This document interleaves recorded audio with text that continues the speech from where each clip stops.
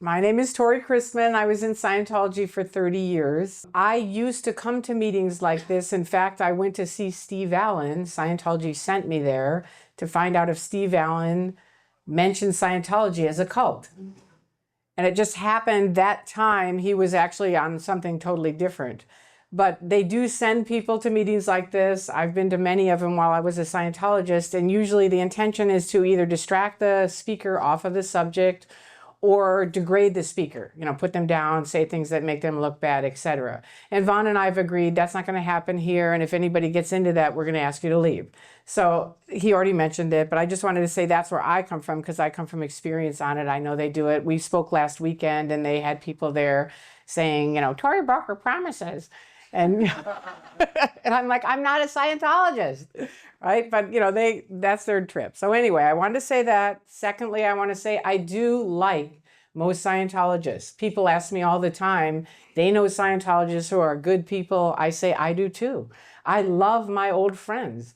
But because I woke up, because of people like you who are skeptics and critical thinkers, all of my friends can no longer speak with me. And my husband of 27 years divorced me. And that's pretty heavy. And I'll tell you more about that. But it's like, personally, I have many people that I love that are Scientologists, and they're not bad people. The people running Scientology are a different thing. And they do that's what helped me wake up also, because I started seeing some of their top secret things at the top. And it was like, whoa, this isn't what I got into Scientology for. So anyway, I wanted to make that clear. And the last thing is that these are from my own personal experiences for 30 years. So it is about Scientology, but it's from my experiences, okay? All right, and the last thing is I did have a little bit of a procedure on my face, so that's why if I look a little funny, that's from that. And I had a family emergency, so I'm trying to do the best I can, but please bear with me, okay? All right, great. So the first thing I wanted to do is explain to you, people ask me all the time, how'd you get into Scientology? How many people here, have any of you read Dianetics? Raise your hand. Okay, some people. Have any of you ever done Scientology courses? Okay, all right. Okay, so usually as one person, you learn a lot when you get out. And I spoke to some professors who had studied cults, and they said people don't join cults, cults find you. And that's exactly what happened with me. A little background on my history, I grew up in a really nice suburb north of Chicago called Park Ridge. Very happy, doing great. Grew into being a teenager, one of those people that got molested. So that really screwed me up. Then my dad was in the Hall of Fame, the Football Hall of Fame, for playing for the Chicago Cardinals. In the 60s, broadcast with Kurt Gowdy on NBC. We lived near O'Hare. A lot of the 747s started flying close to our house, and my mom and dad said, well, let's build our dream house. We'll move up to Lake Forest. Well, Lake Forest was like these super rich, super snotty people, and we lost all of our friends overnight, moved up there. And I remember I was raised a Catholic, and I remember this day to this day. I was walking in a church, and I saw all these pictures of these older ladies playing harps, and I thought, the idea of sitting around playing harps for the rest of eternity with a bunch of old bats is horrible, right? And then all my friends are going to go to hell anyway. I knew that. So I thought, party on.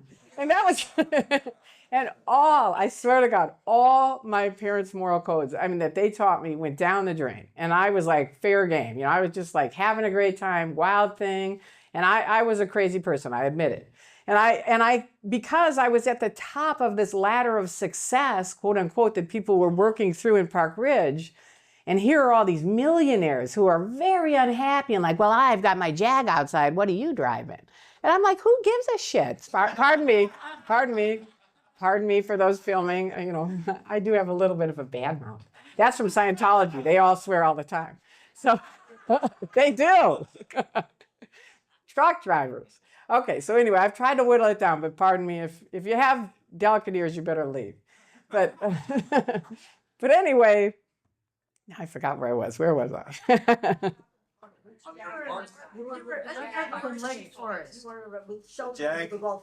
What is it? Shouldering with the wealthy. That's right. Okay, so thank you. That's one of the things that happens to me. I talk about trees, I get up onto leaves, and I forget where I was. So just bear with me, and you can be my supporter on that. Remember the tree. Okay, so I'm in Lake Forest, I'm around the snotty people, and I'm like, this isn't happening, right? There must be something better. And that was the beginning of me kind of on my own personal quest of, there must be higher than what everybody else knows. There must be something better. Okay, so that happened.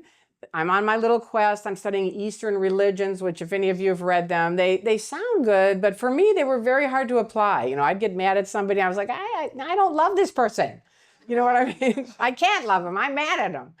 Okay, so long story short, I go to college. I leave college. My parents are big on, you got to go to college. I'm like, I don't need it. I'm me. Just like now I tell kids all the time, get trained in something. Because I was one of those bozos who was like, oh, I know better than everybody else, right? So in and out of college, finally go to San Francisco, become a hippie, do some drugs, which of course Scientology always says she's a drug addict now, which that was like 1968 or something like that. But to them, that's right now. But anyway, I'll tell you that anyway, because I want to tell you any of the bad things they'll say about me so you understand. So that was in 68. I did some drugs as a hippie. And I still was looking for this person that I thought was it. And I went to a college. One of my college friends said, oh, you got to try heroin. It's the greatest thing. So I did it one time. I got hepatitis. My poor parents, it had just been one thing after another. Tory's this, Tory's that. Now they've got to fly me back from San Francisco to Lake Forest. I'm in a Lake Forest hospital. And all these snotty people come in going, oh, what a shame, Tory Christman, you did drugs. And I'm like, I hate these people. I'm like Homer Simpson, But I'm trying to be cool. And finally, these two guys come in. And this is a true story. I mean, they're actually, this was the book they gave me. They're really nice. And they come in, they got their little Dianetics book on their shoulders. And they're like, wow, hi, you remember us from high school? And I'm thinking, yeah, you're the rich jerks that I don't like, right? But they were really nice. And my parents had a lot of money. It wasn't that I was against money. It was I was against the exclusive snottiness kind of stuff, which ended up being in Scientology at the top of their pyramid. But I didn't know that for 30 years. So a little slow on the draw.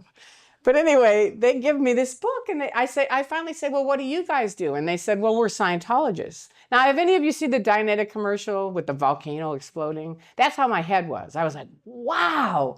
It was the one thing I had never heard of. And I go, Scientology, what's that? And they go, well, you know what? We'll leave you this Dianetics book. You can read it, and you can have it. And I'm like, God, that's nice. So I'm reading it. I get better. My dad sends me back to college in Lake Forest, and I'm reading my Dianetics book, and we have a big argument. And he says, you know what, Tory? It's our morals or no school. Like either you're in bed at 10:30, and I'm like, Dad, I'm in college. This guy's been running this trip on me forever. What time I gotta go to bed? And I said, I'm in college. I'm on a phone with him. And he goes, you know what? It's our morals or no school. So I pulled down my shade. I hung up on him. And I wrote with lipstick, your morals or no school, screw you. And I mean, my parents were great. But it was like, that's the line. That's the bottom line. I'm out of here. And I hitchhiked from Lake Forest, Illinois to Los Angeles, to the American St. Hill. Now, I was a hippie at the time. I was against organizations because people always say, well, I would never get into that. Well, I was a free speech advocate. I was against organizations. I was against the military. I'd been protesting against the Vietnam War for a long time. So when I walked in and saw these people in these Navy uniforms, right? And they're like, organizational charts and everybody's kind of marching around. And I'm like, I want to speak to this guy, right? My friend in Lake Forest had asked for this guy. So I asked for him and they said, you can't talk to him. He's on course. And I'm like, oh, great, he's on course. So I said, well, when can I talk to him? And they said, he'll call you at 10:30. So I hitchhiked back out into the valley. We were right around on Temple Street. I hitchhiked back to the valley and I think, I'm with a guy and we get stoned on grass. And I think, yeah, right, he's going to call us. Because when you do drugs, you never do anything. You always plan on doing all these things and you never do them. So we're like rolling around on the floor laughing. And at 10:35, the phone rings. And we're both like, no way. And I pick up the phone and I go, it's the guy. And he goes, come on. And so he says, yeah, I'll be out in about 20 minutes. And again, we think, yeah, right, he's going to drive all the way out to the valley. He does. The doorbell rings. He's there. He drives me back to American St. Hill.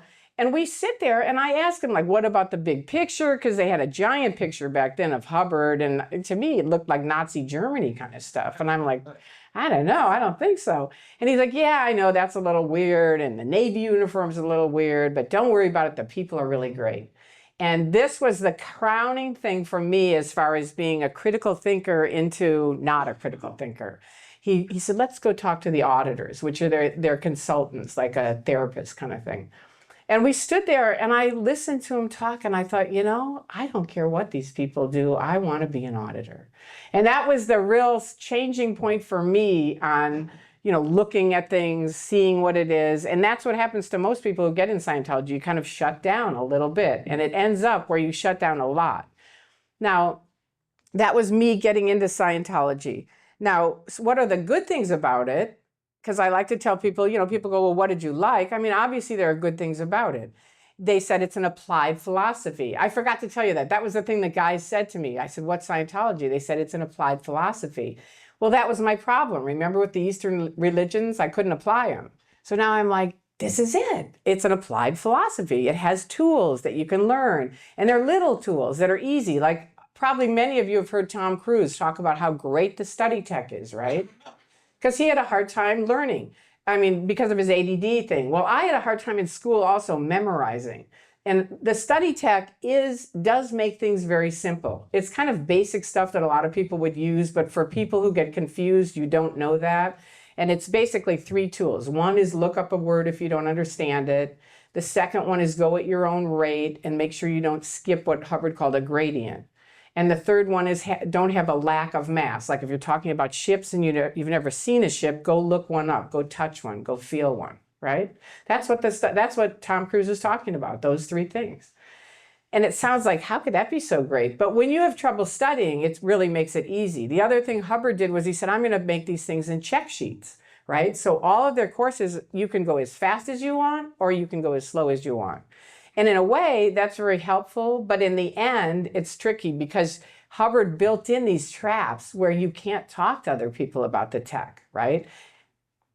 He called it keeping Scientology working. And it's in every single course that you study, every time. You have to read, and it isn't just this, it's a 6-page article where he goes on and on and on. But I'll read to you the points. It's having the correct technology, knowing the correct technology, knowing it's correct, teaching correctly the correct technology. Now those are like, obvious, you know, okay. But then this isn't in here, but he has a whole big long thing on why do groups fail, and they fail because people don't rat on each other. Like she might not be knowing the tech right, I see it, I don't write it up on her, and she's gonna get screwed up and leave.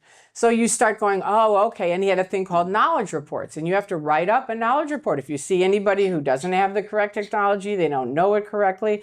So the next one, 6, is seeing the technology is correctly applied, hammering out of existence incorrect technology, knocking out incorrect applications, closing the door on any possibility of incorrect technology, and closing the door on incorrect application. And I'm talking closing. If you don't close that, you're in trouble, okay?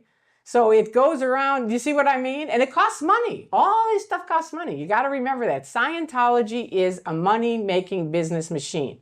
And I can say that to anybody at any time. They can say they're a religion all they want all day long. But I know one thing, Hubbard never talked about God, hardly ever.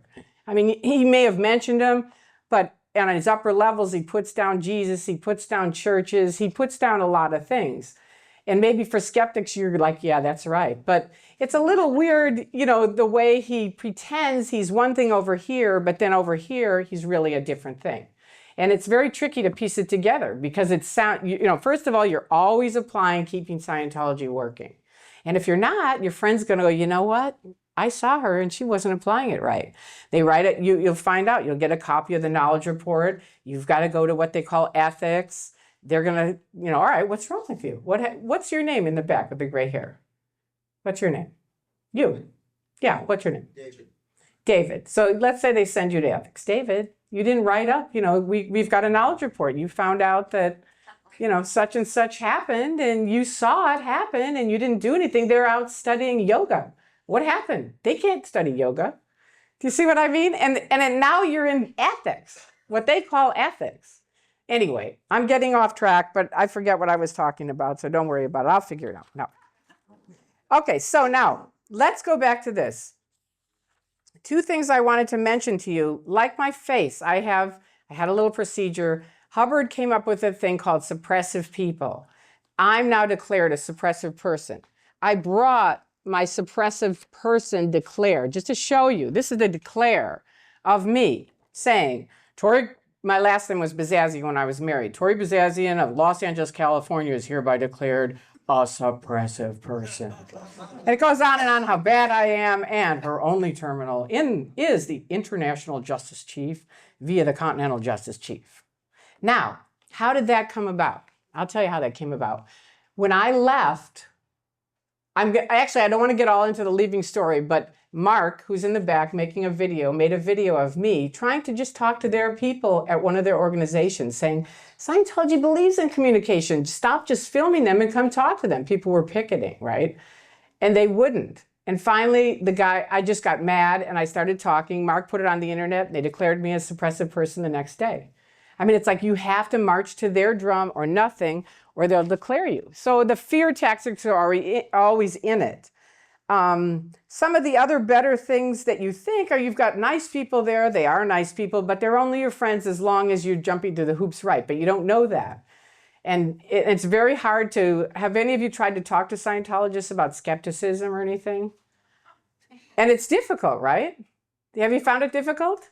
It's very difficult because they have these traps built in. The academics who have studied cults say the two worst cults are the Moonies and Scientology. And why is that? Because they build in these traps early on so that none of you can get to them to go, wake up, go, you can go on the internet now and read everything I'm saying is on the internet. But they can't go on the internet. Scientology put in a net nanny on their computers when computers came out. This is a true story. And I was at I'm skipping ahead, but I'm just going to tell you about the net nanny. We were at a big event in 1999. I was in Scientology and they said, look, the computers are coming out. They're really big. We need all of you to get on the internet. So we have computers all around the room. We want you all to sit down, just type up your success stories and, you'll be on the internet. So we all sit down, we type up our little story. They tab on all their little links, which are all to their Scientology, front groups, right? But we don't know that. It's like Narcanon and Criminon and all the Way to Happiness, all these things that we know of, but most of us didn't know computers at the time in 99. And so then they hand you a disk and they say, put this on your computer. And you're like, why? And they say, well, people are going to want to talk to you. So now you'll be able to get in touch with them. I thought, well, that makes sense. So I put it on my computer. Now, I never even tried to go on the internet, but the truth is it puts this lock on anything that might connect to you to critical thinking about Scientology. Any of the things I'm talking about, any of the references on Scientology, any of the Xenu.net, which is a huge website, XenuTV.com, which is a huge thing on videos, there's tons of websites now with critical information about Scientology, but it locked it all out. So you could be a Scientologist typing in and all that comes up is a piece of blue sky. So I always say it's like this Truman Show. How many people in here saw the Truman Show? Right. And it looks fabulous, right? And that's how it is. It's like, hi, come on in. We're so happy you're here. And whatever. That's how it works. You just have tons of people there. Now so SP is a suppressive person. PTS is a potential trouble source. That's what they said. So if you're sick, if you had this, if you have any problems at all, you are PTS. Now, I happen to have epilepsy. I haven't had a seizure in 20 years, but when I was in Scientology, I did because they routed me out of their C organization, which was Hubbard's highest staff members. The guys that are in the uniforms? One of my friends calls them the stewardesses in their uniforms. How many have seen the uniforms around in LA? Right, most of you. Well, they wear Navy uniforms.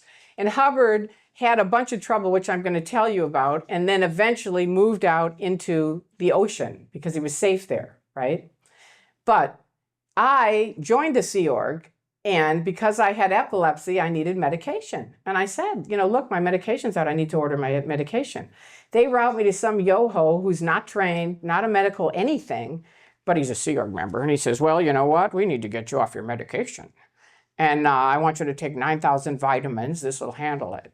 So now I'm in the Church of Scientology having grand mal seizures. But of course, when I come out of it, people are going, well, you know what? Your postulates are wrong. Now, a postulate in Scientology means your decisions. So it always comes back to you. You're wrong, right? It's not that I have a physical condition. It's that I'm not strong enough or able enough to handle this, right? So you get trapped up in it. And I'm talking to my mom, luckily, thank God, and she's going, Tory, you're going to die from this, because my memory is getting worse and worse as I'm having more seizures. And, you know, she's like, Tory, you've got to take your medication. And I'm like, oh, no, Dianetics is going to handle it, Mom. It really will. And she's like, no, it won't. It's a physical condition. You need to take your medication. And it gets worse and worse. And finally, I go out on a date, and I call her the next day, and she goes, how was your date? And I said, what date? And she said, you know what? That's it. You know, I had knocked out my teeth in the shower. I'd had a seizure. And she said, this is it. You know, they are going to kill you. You have to go back on your medicine. And that was really the first big, you know, skeptical, critical thing for me, because I was on the bridge to total freedom. And all of a sudden I had to get a little off of it and go, okay, I am going to die if I keep on this program. So I'm not going to tell anybody, but I'm going to start taking my medication. And I did. And that was like, so for 30 years, I fought that. I mean, fought it vigorously. And now none of it, you can go into any of their churches and they'll say I'm crazy, that's not true. They always tell people to go to the doctors. They have signs all over saying if you have a medical condition, go to the doctor. But behind closed doors, they're always saying, did you handle epilepsy yet? Are you still taking that medication? How did this level work for it? Did it fix it? Now that's pretty scummy, isn't it? You know, it's like, it's really bad news. So I was labeled a PTS person, and they, of course, figured my mom was the suppressive, right? Because my mom was always sending me articles, probably from the Skeptic Society, saying, you know, here's about Scientology, and I just throw them away. You know, it's like, no, I don't want to read that. They call it N theta. It's interpolated theta, and theta is like spiritual. So it's like, no, don't read that, it's N theta. Don't look at that, it's N theta, right? So I was like shutting down all the time on that. Now, early on with Hubbard, he had some trouble in the early days. In 1950, he came out with Dianetics, Modern Science of Mental Health. I know some people who were in then, and they did what they called co-auditing, where it's like you would audit me, I audit you. Auditing is like counseling, right? It was basically talk therapy, but with a few little twists on it. And his biggest twist was that he said, you have a reactive mind and you have an analytical mind. The analytical mind is like a computer, it's just storing information. The reactive mind is filled with mental image pictures of pain and unconsciousness and losses. Now, how many people in here can say you don't have any pain, unconscious, or losses, right? I mean, all of us. So you read that and you go, wow. And Hubbard said you could erase your reactive mind. Now, again, this conversation I'm having with you, I never had with my husband of 27 years. So you might be going, I don't get it. You know, why would you fall for that? But you remember, keeping Scientology working, you can't talk about the tech to people. You can only read it and learn it. If you start discussing it, you're off to ethics again, right? Because it's either the tech works or you're going to ethics. Because it's like there's a thin line, Hubbard said, between ethics and tech. And it's like if someone's having a problem, they go to ethics. So where was I? Okay, so Dianetics comes out, they start co-auditing, and people are starting, you know, Hubbard was like a good, like a P.T. Barnum kind of thing. He had a lot of charisma.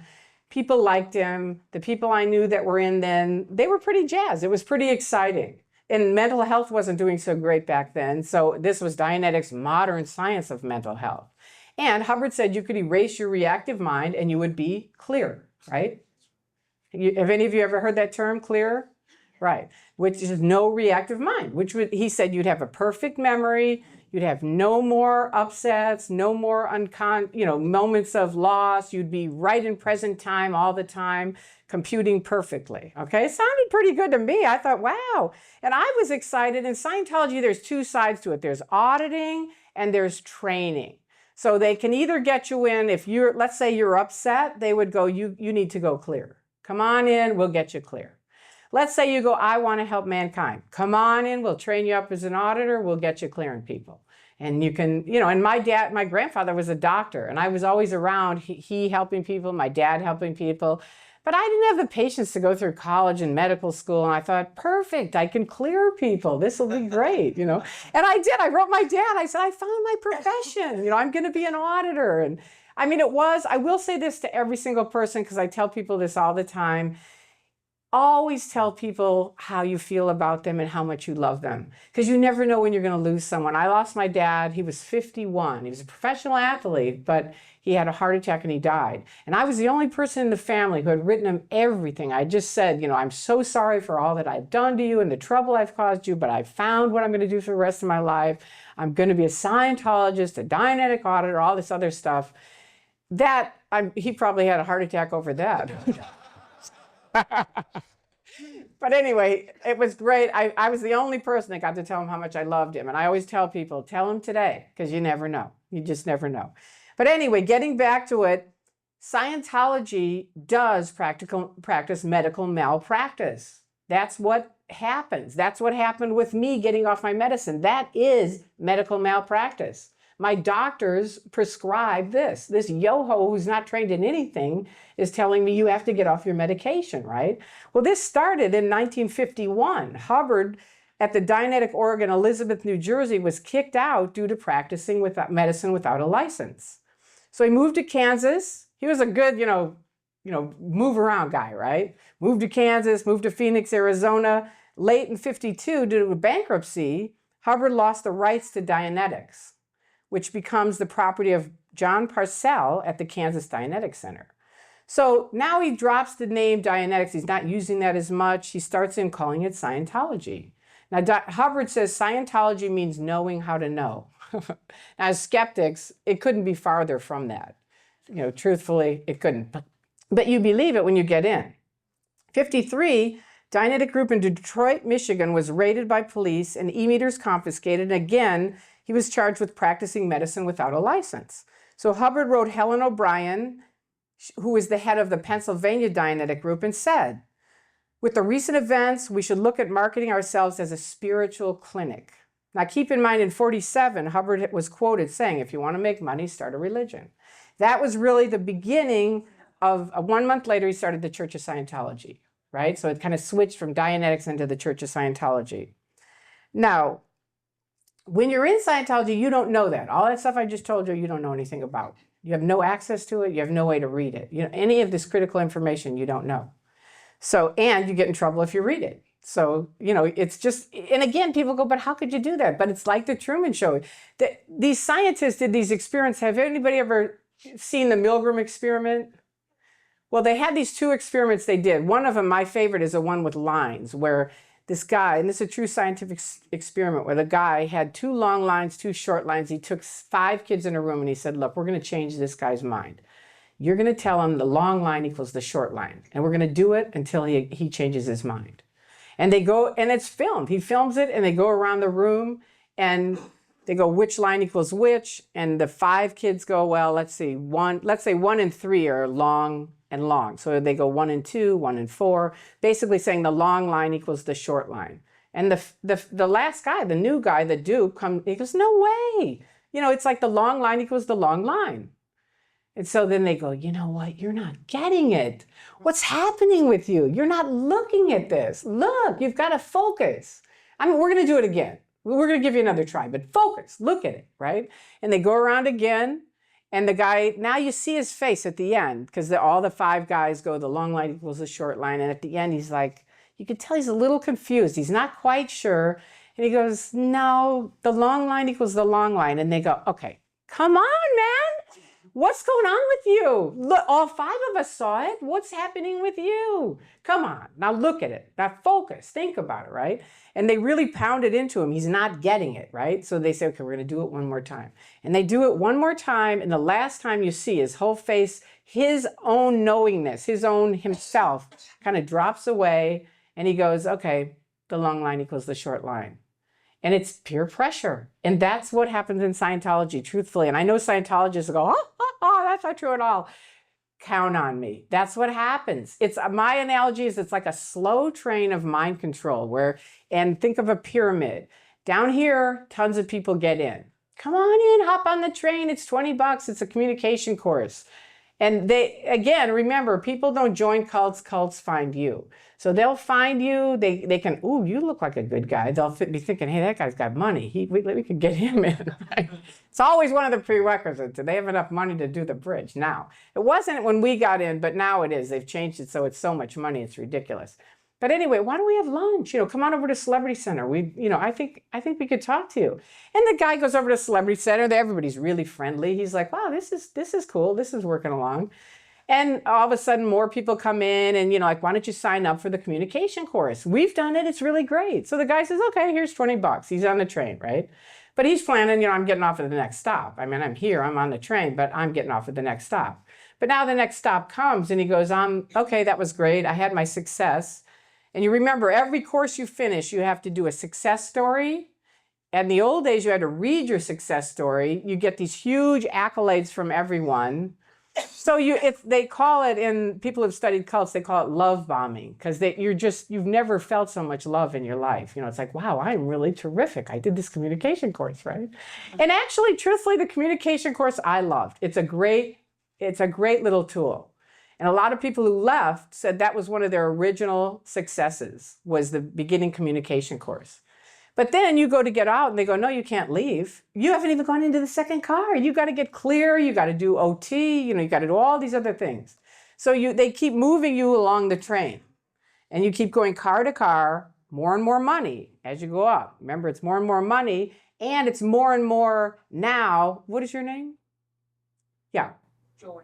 Joy. Okay. We are allowing you, you've been invited to come on to the OT level. But we have to know that you're ready for the OT levels, right? And that's a big thing, Joy. I mean, this is a huge step. It's a huge responsibility. Most of these bozos in here are never going to make it, but you are. We picked you out. We know you can do it. You can. Most people, they won't make it. They don't have the money. They don't have the intention.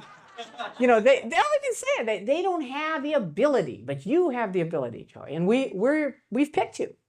And so we want you to come in. We're going to show you a little video and see if you might not be. There's a couple other people in the room that might make it, but we think you're it. So we're going to show you a few things to do an interview with you, and then we'll see if you're ready or not. See what I mean? So it's like all these little things that just get you like, okay, I am ready. No, I'm ready. Yeah, they are bozos. I'm ready. But that's how it works. I swear to God. And it's level after level. But what happened with Clear, getting back to that, Clear didn't work. Hubbard said he got the first Clear. They had it down at the Shrine Auditorium. And remember, he said, you have perfect memory, you have a great IQ. So the first Clear went up on stage and he said, what color is my tie? And she couldn't remember it. And that was like, whoa, not too cool. So he had to come up with something else to keep the people jumping through the hoops. So he said, don't worry, there's another level. It's called operating thetan. Remember, he had the thetan, mind, and body. Thetan is the spirit, mind is your mind and body. And he was like, Dianetics really handled the body, Scientology addresses the soul. And so he was like, okay, we're going to get you to be an operating thetan, right? And you're like, well, what is that? He's like, we can't tell you. It's confidential. It's so secret. We can't tell you. So you're like, okay, a lot of it is secret. And you're like, okay. But you have to remember, ethics is happening all the time. Ethics is huge in Scientology. They have statistics for everything. The staff have statistics. They have the Sea Org, they have staff, and they have public. So the Sea Org are the guys in the uniforms. Sometimes they let them wear suits because the public gets sick of their uniforms, so they try to make them blend in. But they're basically the Sea Org. Staff are people that have signed and Sea Org signs a billion-year contract also. Keep that in mind. Staff is a 2 to 5 year contract, and then public are people that are just public and volunteers. I was in the Sea Org, they routed me out. Then I was on staff for a few years. Left that because I had a child. And then I ended up being a volunteer for the Office of Special Affairs, which is they say it's their PR and legal division. The truth is it's their dirty tricks. It's heavy stuff. It's very heavy stuff. And that's why Steve Allen said they're a cult. It's like they are. They're not a religion. Okay, so I went over KSW, I went over the Sea Org. Hubbard, once he gets out on the ocean, he has about, and you can go on the internet and see it, they're like, and I know these people now, they're all out. All the people that were his original staff have left Scientology. But they were young kids, little girls in mini skirts, and he called them the Commodore's messengers, right? And I mean, some of the stories these people tell, you wouldn't believe it, feeding him. And the guy was a fanatic. He couldn't have, he got really crazier and crazier as the years went on. He couldn't stand scent. So this is a true story for me. My girlfriend and I used to snort candles. We'd go around and snort candles because you could never wear perfume. And we'd be like, oh, we love this scent. And you'd think, how crazy is that? But you can't, this is a true story to give you an idea of scent. I was at one of their top training things in the course room. Now, in the old days when I got in, they had 200 people on this course. By the time I got on it in 1999, there were 4 people on it, to give you an idea. I mean, dramatic decrease, right? And I said to my supervisor, can I go sit in there? Because that guy's trained on what I'm learning and I need his supervision. He says, yeah, go on in. So I go in and all of a sudden I'm sitting there studying and all of a sudden I see this guy come up. Let's say that's my head. And he's going like this. I turn around like, what the hell is this? He's sniffing my hair. And he goes, you have scent in your hair. Get out of my courtroom. And he kicks me out. And I said, you know what, pal, give me a piece of paper. I'm writing a knowledge report on you. And I did. I sat down and I said, you want to know why it's gone from 200 people to 4 people? Because of morons like this. That's why. I was really mad. Anyway, so Hubbard starts in. Are you all with me or am I like going too far all over the place? Is it okay? It's so hard because it's 30 years. You know what I mean? Thank you. It's hard for me to tell if you can follow me or not. Anyway, okay, so I go in the Sea Org. I'm routed out because of my medicine. Hubbard is out on the ocean so that nobody can get him. The IRS basically can't get him, right? Because he's on the ocean. And I know his top PR because I used to work in PR and I was very successful, but I was never trained in Hubbard's PR, right? And I said to her, Laurel Sullivan, I said, I was pretty successful in PR, but these guys do things that are so stupid. I don't get it. And she said, you know what? I want you to know something. You were successful because you were never trained in Hubbard PR.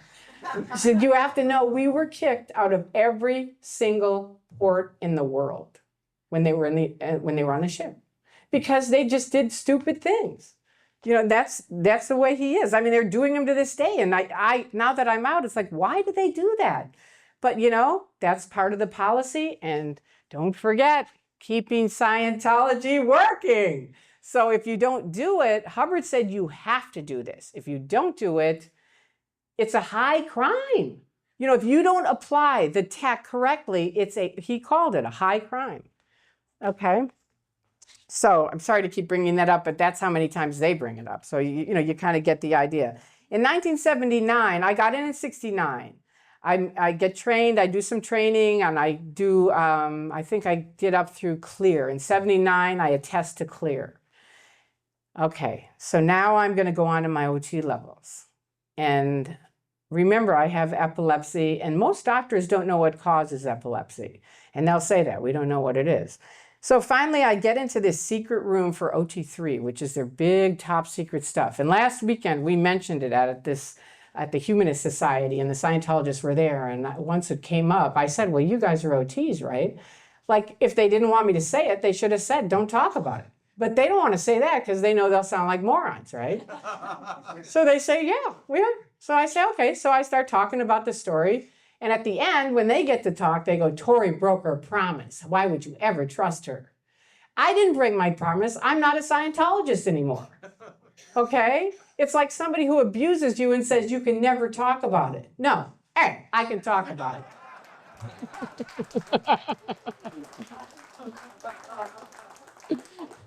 Okay, so OT3, this is the truth. And this is now over $100,000 to get here. It's about 50 to hear this word. Write it down. Xenu. That's Xenu.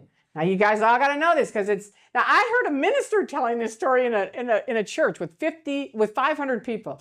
And he goes, okay, first of all, I want to tell you all that L. Ron Hubbard said, and he did, you could get pneumonia if you hear this information. And I'm warning you of that here too. So if you'd like to leave, that's what they did too. I mean, it's funny. But you know, when you're in the Truman Show, it's like, wow, I could get pneumonia from this. And he says, I nearly died. And this is all on the internet. You can go on and read the whole story. It's very complex. But he said he nearly died doing the research on it. But now I've done it and I offer it to you. Now, back when I got in, I did OT3 in 79. In 79, basically, all right, hang on one second. In 79, they put me in a little room. Now they have a huge course because they have to make sure you understand where the volcanoes are, because it turned out a lot of the volcanoes never even existed. So they, you know, that Hubbard said. But anyway, they put me in a room, they give me a pack, and they say, here it is. And I open it up, and it says 75 million years ago, there was an evil warlord named Xenu. And Xenu, because of overpopulation, tried to handle it by putting these people, blowing them up, putting them in volcanoes and blowing them up. Then their spirits got stuck on these ribbons. I mean, it's so weird when I tell it. You know, they got stuck on ribbons. They moved them into these theaters, flashed all these implant pictures on them. And now they've been let out into the universe, and your problems are all because you have these space aliens stuck on you. That's it. That's the $100,000 question, man. You go, what are they in there for? Why is Tom Cruise there and John Travolta? Because they don't have critical thinking. I heard John Travolta, who I love. I trained John Travolta in 1969 at Celebrity Center. And I love him. He's a great guy. But he's in the show, man. And I heard him the other night saying, you know what? The great thing about Scientology is you can confront evil. And I knew what he's talking about. He's talking about me and people like us who speak out. But that's not confronting evil. We're talking. If you could confront evil, he could come talk to me or Mark Bunker or any other critic around the world. But he can't. So that's not critical thinking, is it? No. So anyway, I do the OT3 thing. I get on it. And I think, well, Hubbard said, I nearly died doing it. And I think, well, maybe that's it. Maybe that's the cause of epilepsy, these BTs and clusters. He called them BTs, which are body thetans, and clusters, which are a bunch of body thetans.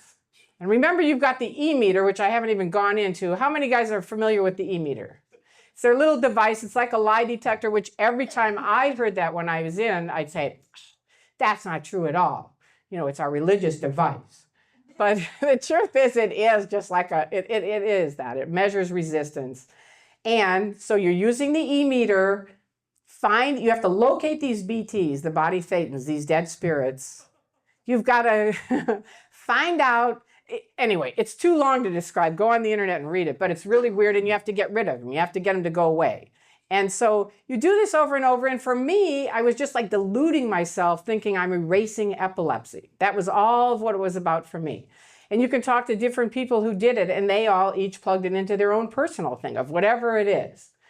And Xenu, by the way, is locked inside of a mountain with electric beams, just so you know. That was always a little weird to me, too. It's like, if he's so evil, why did you let him be locked inside of some mountain? Why not just 86 the guy, right?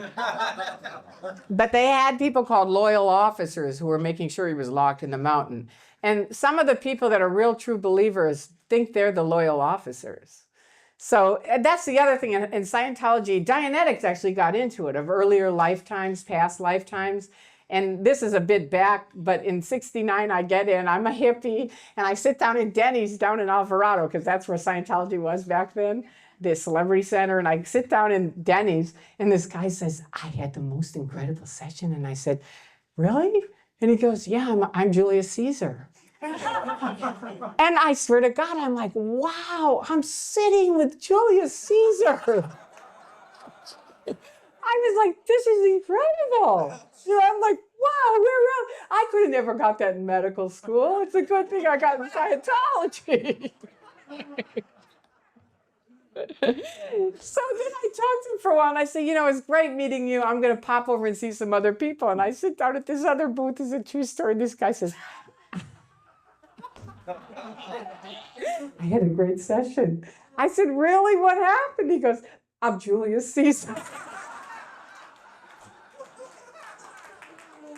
I'm like, I just met Julius Caesar. But I can't say that because that would invalidate his win. See, and that's a high crime. See how that works? So even though you're going, this is horseshit, man. But you can't say it because that's a high crime. Because invalidating someone's case state is a high crime. So just like Travolta, if I went up to him and said, wake up, man, at least go on the internet and find out the other side, he'd just be looking at me, she's a suppressive person, don't talk to her, don't get it, right? I'm a critical thinking person. So anyway, 1979, I'm in Clearwater. This is another funny story. It just shows how I was such a true believer. I really was. And what had happened was when I routed out Scientology, the Sea Org, these real witchy chicks said, you owe us $25,000 because you broke your contract.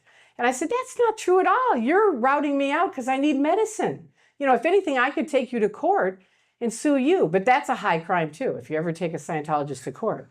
So you can never, you have no option. It's like no union, you have nothing. And they're always right, remember that. So anyway, I wrote to Hubbard. I said, you know what, get away from me. Get me a piece of paper and a pencil. I'm going to write to the one man I know is sane. Now, I didn't know. You guys are so great. I love you. It's so fun talking to you. Such a great audience. It's really fun. Anyway, I write to him, and I didn't know that it's these other people answering it. I believed Hubbard wrote me, and he wrote me back, and he said, you're right, they're incorrect. You only have to pay for this and this, and Tory, we will see you up the line. Like, get into the auditing, and we'll see you up the line. So to me, it was like a command from Hubbard going, okay, handle epilepsy with auditing, and then you'll be back in the Sea Org, right? So that kind of put me on my own path of like, the only person I'm listening to is L. Ron Hubbard, not anybody else, which I'll get to. Other things happen and you'll go, why didn't she leave? But remember, Hubbard was my guy. That was it. So 79, I moved to Clearwater. I'm there. I do my OT3. I have big wins on it at the time. I'm like, wow, this is fabulous. And they get with me. And there are people in Clearwater at this time in 79. They've got honk out Scientology. They have the city commissioner is running for mayor, and he's running a program called Save Sparkling Clearwater, Stamp Out Scientology, right? His whole program is get rid of Scientologists, they're liars. So this guy, Milt Wolf, calls me in. He's like with the Guardian's office, which is now the Office of Special Affairs. The Guardian's office was broken up after they broke into federal offices, stole paper, and 9 of them went to prison, including Mary Sue Hubbard, which is a whole nother story. But anyway, he says, look, we can't handle this because we did come here on a lie. And I say, what do you mean? And he said, well, here's the thing. L. Ron Hubbard was out in the ocean. They always have their stories, right? This is top secret. That's the first thing. It's top secret. You're the only person we're telling this to. That's public. But L. Ron Hubbard was coming onto land to form a land base. And he got word that the FBI were there and they were going to plant drugs on the ship and take him to prison. See, there's all these, you're built into these conspiracy theories from early on. So you're like, wow, really? And they said, yeah, that's the truth. So he came around to Clearwater, Florida, bought the Fort Harrison Hotel, but we lied and said we were this other religion rather than Scientology. Now, right away, you might think, well, why can't they just say they're Scientology? And I did too, but I was on the, I'm in the show, I'm going. I said, okay, fine, I'll do, what do you need me to do? And he said, go to meetings like this, where Richard Tenney is talking, and get him off the subject of Scientology. So I do that. This is the first volunteering I do for the Office of Special Affairs. And I spend months on it. I walk up to these old ladies, they're out in front of Scientology with their flags, they've got an American flag and stamp out Scientology and all this other stuff. And I say, and I'm carrying my son and he's crying. And I say, look what you're doing. You should be ashamed of yourself. We're a religion. What are you doing here upsetting people like that? You should put your flags down and go home. And she did. Right? And so I got good at, telling people this is my religion and you're upsetting me and da-da-da. And anyway, long story short, the guy runs for office and gets voted out in a landslide. So now I'm like the queen of the hop at Office of Special Affairs, right? Give it to Tory, she can handle it. So then we moved back to Los Angeles and I continue helping the Office of Special, I think I'm doing good things because it's my religion. The guy was there trying to honk out Scientology and get rid of it. So I'm with him. I think it's a good thing. So yeah, I'll help both also. And they're like, Tory, can you do this? Can you do that? But they only give you as much as you can do, right? They also, earlier on, I had been at Celebrity Center, and they realized that celebrities obviously are a great asset, right? That they can use in getting more public in. Now, the other day, this is an approved project for honorary LRH PRs, public relations. And it says that first you have to get written permission from your assistant guardian to do this, right? Gather success stories from Scientologists in your local area. Study the successful actions of Yvonne Gentz, who was very successful as celebrities. She started it. Find out the name of all the information about the mayor in your city. Find out what the mayor is good at and excels in. Have a plaque prepared for the mayor. Make an appointment to present this plaque to the mayor with your local AG.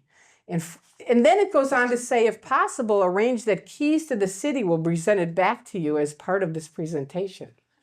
Right? So when you go to the L. Ron Hubbard Life Exhibition, the last thing they open up, there's like 80 million keys to the city, right? But they've weaseled the whole thing, right? Anyway, that's just one of their things. Let me see. I got to get through this because I don't have much time. How much more time do I have? Keep going. All right, so anyway, we get Richard Tenney out. I moved back here. In '82, they have a thing called the Mission Holders Conference. The missions were like the little part of Scientology. It had the missions, which were the field group that basically got people into Scientology. Then they had the orgs or the churches, which you see the big blue complex. That's more organizations and their upper organization. And then they had the advanced organization, where they do the OT levels. And then they have FLAG, which is in Clearwater, Florida. And they also have their secret compound, which when you're in Scientology, you can never know this. But it's out in Hemet, California. And I didn't know it, but one night I'm with a guy, one of the executives, going to someone's home for Narconon, that was going to get on the drug program. And we're driving down this dark road. It's completely dark. And you have to realize I'd been in at the time like 20 years. I had no idea where the Golden Era Studios was or in management. And all of a sudden I see these gigantic white signs, welcome to Golden Era Studios, right? Which is INT, which is their secret base. And I say to him, what the hell is that? And he goes, well, you didn't see it, first of all. And he says, secondly, we had to do that because our PR was so bad in Hemet because we had the secret compound. So we had to open it up to the public. So they do that. Like they'll invite people in, they give you their little phony tour. It's not really what's going on there, but it's what they want you to see for that kind of thing. So the public knows where it is. It's been in the papers and people know where it is, but Scientologists don't know where it is. It's weird. Anyway, ethics, this is read from Hubbard. Ethics is to remove counterintention from the environment, to remove other intentionists from the environment, okay? So anytime there's, and they consider anything other intention. If you want to do yoga, that was other intention. If you want to read books that are books that they don't think you should read, there's the Piece of Blue Sky, that's totally out ethics. Now, this was the old Guardian's office before they went to jail. I'm going to just read you this, just so you get a clue of how deep this was. The vital targets on which we must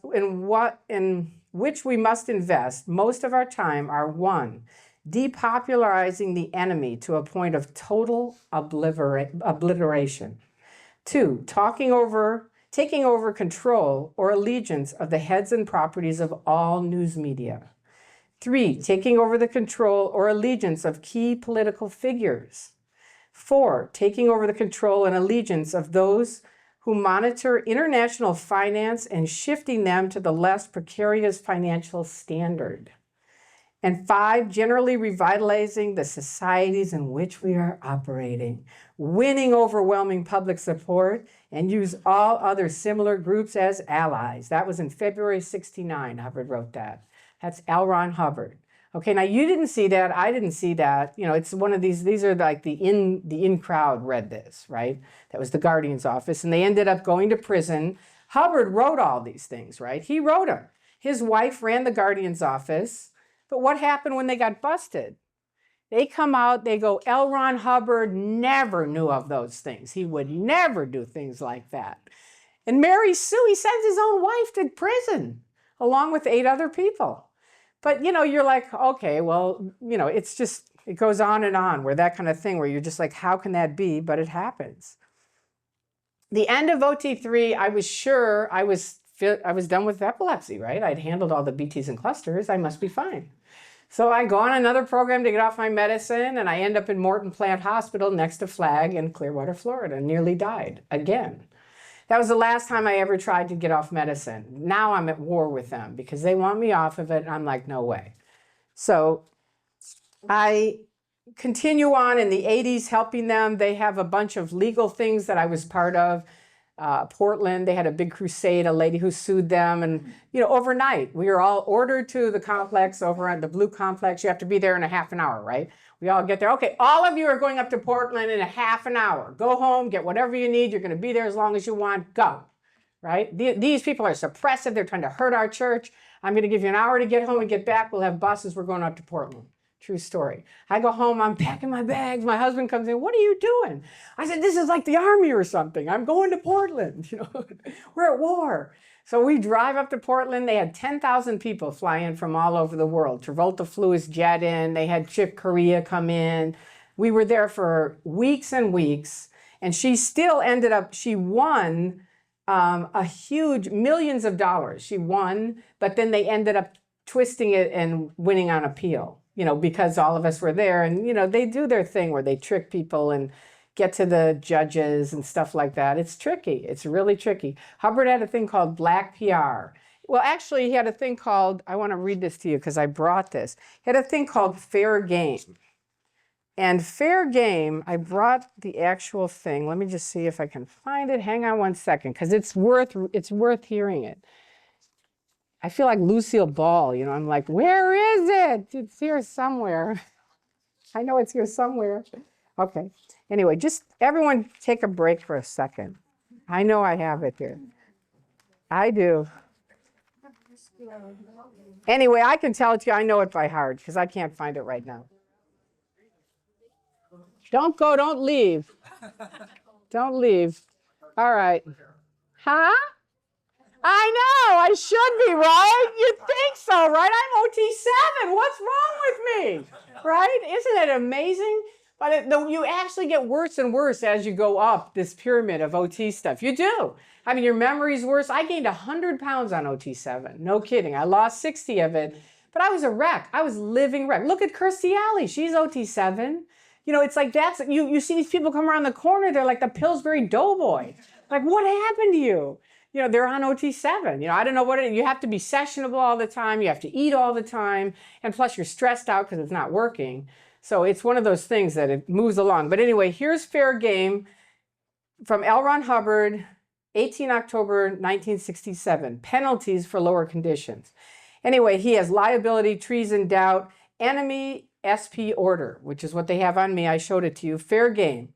May be deprived of property or injured by any means by any Scientologist without any discipline of the Scientologists. May be tricked, sued, lied to, or destroyed. L. Ron Hubbard. Now, I've stood up in court and said, that's not true when people said that about Fair Game, because he wrote a cancellation of Fair Game. But the truth is, at the bottom of the Fair Game, which Scientology whites out to us when we were in, this does not apply to suppressive people, the cancellation, right? So they can still lie, cheat, steal, destroy people utterly. I didn't know that till I got out. And I'll tell you about what happens there. But I still want to keep moving up the line.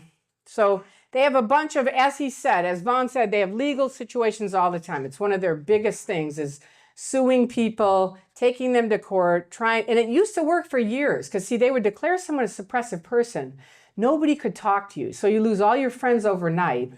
And who would believe this story? You know what I mean? You start telling someone and they think you're nuts. So people would literally leave and just kind of be off. And I mean, I've talked to people. It was a really sad time for them.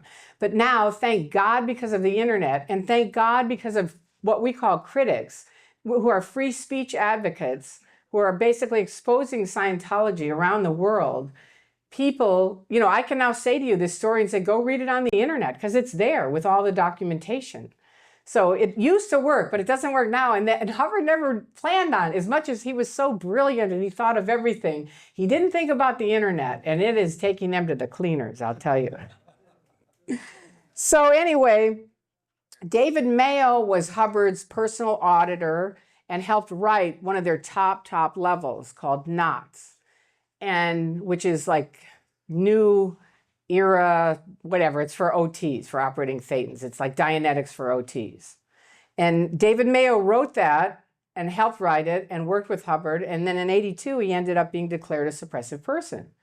Now, again, people like me, when I don't want to hear about it, don't tell me about it. I don't want to know about it. I know he's bad. It has to be, but I knew he wasn't bad because he'd helped me personally. So it was a weird thing to me. So I went to the executives and I said, I don't get it. It's like all these really good people. I mean, a lot of people left Scientology in '82, a ton of people. And I said, why are all these people getting declared and leaving? And they said, we have this secret tape that most people don't get to hear, but we're going to let you hear it. So again, I listened to the tape, and it's Hubbard saying, if you're an executive, by the nature of your business, you're going to commit what he called overts, which are bad deeds, because you can't make everybody happy all the time. So basically, it kind of explained it to me a little bit where I could say, oh, okay. So they ended up, and he said it's up to the public to make sure they get security checked. Now, security checking is where you're sitting with someone, you say, this is not auditing, I'm not auditing you. And you basically say, have you ever stolen any money? Have you ever said anything bad about L. Ron Hubbard? Have you ever, stolen any materials? I mean, it's amazing because we were at the top of OT7. We had to go back 2 times a year, every 6 months for a 6-month check. And they would rattle off all these questions. Have you ever stolen any materials? Have you ever, done this? Have you, and we're like, we're the top in Scientology. Why would you keep asking us this stuff? It really gets old, and you have to pay for it. It's $7,000 every 12 and a half hours. That adds up. All right, so anyway, I'm moving along. I'm almost done because I can see you guys. It's a lot. I could go on forever and ever, but what happens is I basically, in 1990, I went to the Flag Land Base in '89. You have to go through a routing form every time you go through the church. I go through the routing form, and I get to a 15-year-old Italian kid, who's the ethics officer. And he opens up my folder, and he goes like this. You are not allowed on the Flag Land Base. And I go like this. Are you talking to me? And I just keep doing that over and over. I do the taxi grab thing. In my head, I'm ready to dive over the desk and strangle him. But Scientology would say that's an evil purpose, and I didn't want to get in trouble. So I just tried to be cool, and I just kept doing the, you talking to me? Are you talking to me? And finally they bring the head person, and they say, okay, that's not right. It's true. You've done a lot of contribution. You've helped out a lot. We'll allow you on the Flag Land Base. I'm like, okay, great. So anyway, long story short, it all ends up getting back to I got to get off my medication, right? And I finally say, you know what, that's it. I'm not doing it. I want to write the head guys who are now these top people that are running the church. Hubbard has died, which I forgot to get into, but he died in the meantime, and David Miscavige took over, and these people are now running the church. And I write to them. I've written to them and said, different things. So I write to them and say, this is wrong.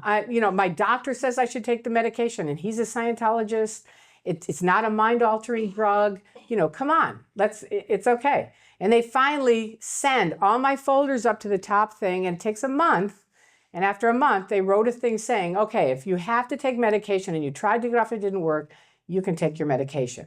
So now I'm allowed to do OT7, and I get on it, and it doesn't work. I mean, I've heard what happens is you're in the church and you hear, like, true story, this guy, Barry Klein, would say, well, I healed so-and-so's broken arm. And you think, really? On OT7? And, I healed this and I healed that. And I went in session. And, when we were in Portland, oh, the police weren't there. Well, that's because the OT7s are auditing the police. Right? They would say that. When the Berlin Wall went down, they announced at an event it went down because OT8 came out. True story. Now, they have many magical powers, except they can never handle the bad things, right? Like the real things. Like, what about Iraq and Iran and all that shit? Well, that doesn't, we don't have enough OTs. That's the problem there, right? If you were out doing more, we would. So anyway, it ends up, I start waking up once I get on OT7 because it's not working for me. And it goes on and on and on. Finally, my best friend and auditor starts working with the Office of Special Affairs. Because what happened was some Scientologists left Scientology, they got on the internet and they started telling secrets about Scientology. And just not like they're telling secrets, they were just talking about things that happened. But to Scientology, they saw it as they were telling their secrets. So they needed to cancel it. So they enter a cancel command trying to cancel the entire news group. And I've met people around the world who either saw that or read about it, computer people, and they went, you know, not on our watch. We don't know anything about the Scientologists, but you can't cancel anything on the internet. Well, Scientology went, oh, really? Well, we're going after you. And they bankrupt 2 people. Well, more people, you know how the internet is, they're just writing it and telling what's happening and it's coming up. And now more people are like, that's not right. You can't do that. And now they just keep doing it and more people keep getting on saying this is against free speech. They sell freedom on one hand, but on the other hand, they enslave people. That's what they do. That's the truth. And they trick you and they shut you off so you can't think and you can't talk. Well, now I'm at the top. I can't talk to anybody really about anything that I care about. I can't really think much of the BTs and clusters will read on the meter and then I have to spend all the money, right? So I'm like, okay, don't even think about that.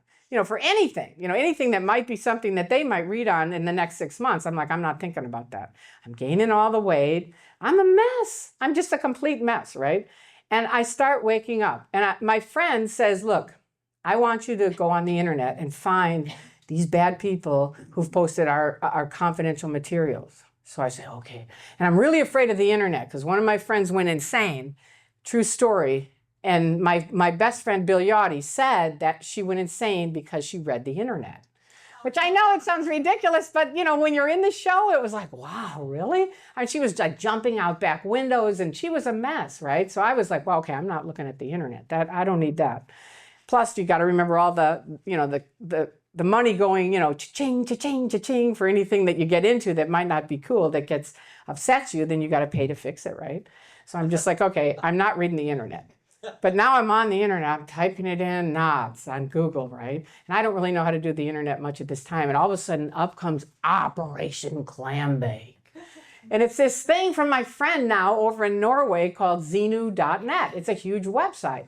And he's a computer geek. He had read this thing about them trying to cancel the news group, did his own research, found there were little bits of information all around the internet about the other side of Scientology, but there was nothing with it all coordinated at that time. So he created this website called Operation Clambake, www.xenu.net. And with that, I'm like, this guy's the devil, right?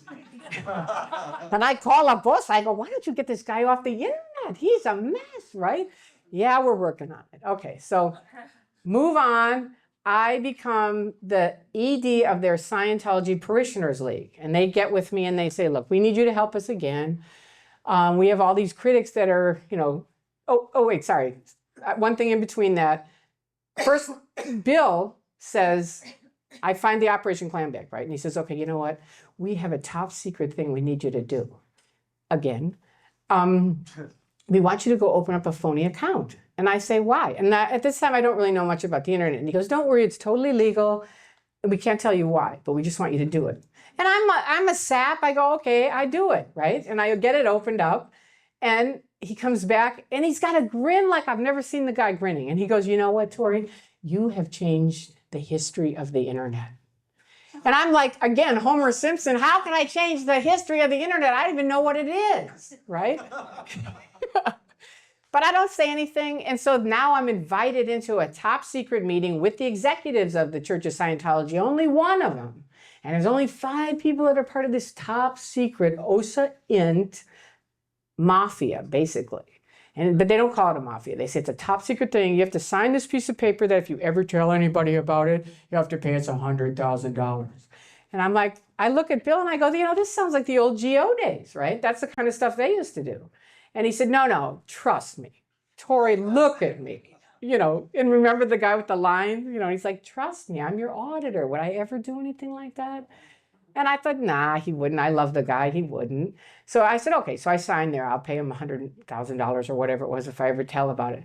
Now I'm out. They're flying me town to town, opening phony accounts.